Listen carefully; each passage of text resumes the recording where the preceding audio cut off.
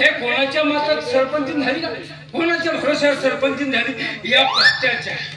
हो अरे मी हो म्हणून हे माझी बायको सरपंच झाली. कारण सांगतो त्या जणीनं माझ्या बायकोच्या विरोधात फार्म भरलं होतं, पण तिच्या घरी साधा संडासही नव्हता. तिच्यावर ऑब्जेक्शन कोणी घेतला? या पट्ट्यानं घेतला. म्हणून तिचा फार्म कटला आणि हे माझी बायको सरपंच झाली. हो ना आता हे येते उजागरीला आलती, सांगते हुसकुली हे. चला जाऊ द्या, कशी असो. आता हे माझी बायको चंद्री सरपंच, हिचा आज वाढदिवस आहे.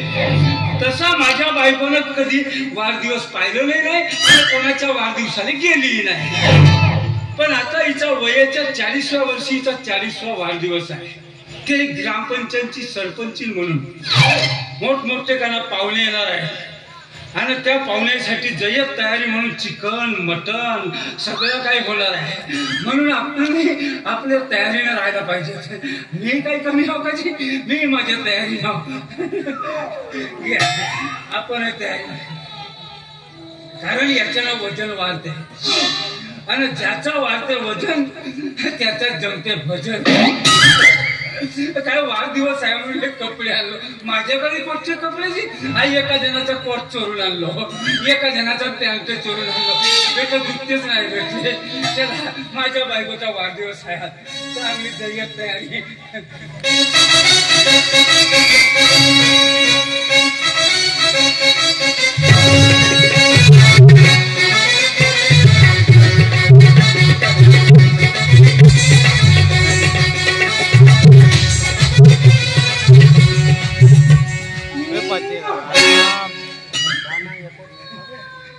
काय मस्त.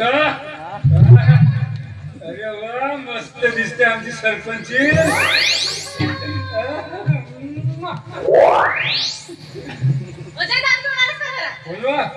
नाही तर मी काय दारू पिऊ? नाही पेलो ना, नाही पेलो तो आली असेल कायची वास. नाही पेलो दारू. घरामध्ये तमाशा करू नको. तमाशा म्हणजे का मी तुला काय तमाशातला शाहीर वाटतो का?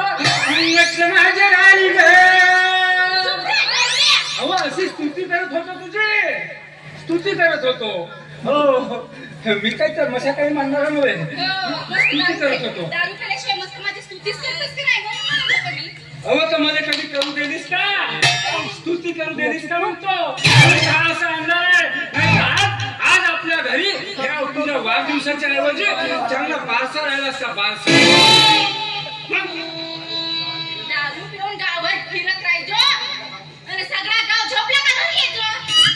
काय तुला सांगतो, मस्त बारसे होते घरामध्ये. तुला सांगतो रातचे 12 वाजल्याशिवाय माझा मूळ होत नाही. म्हणूनच तर मी अर्ध्या रात्री घरी येतो. काय मी अर्ध्या रात्री घरी येतो आणि हे मस्त टराऱ्या मारत झोपली राहते.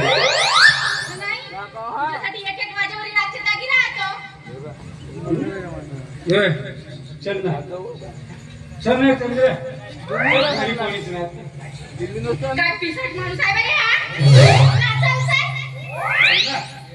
वेळ काय कक्कड काय घट्ट काय आपल्या घरी पावडे रावणे माणसं आहे. चंद्रिया मला कसा तरी वाटते ना. चल ना.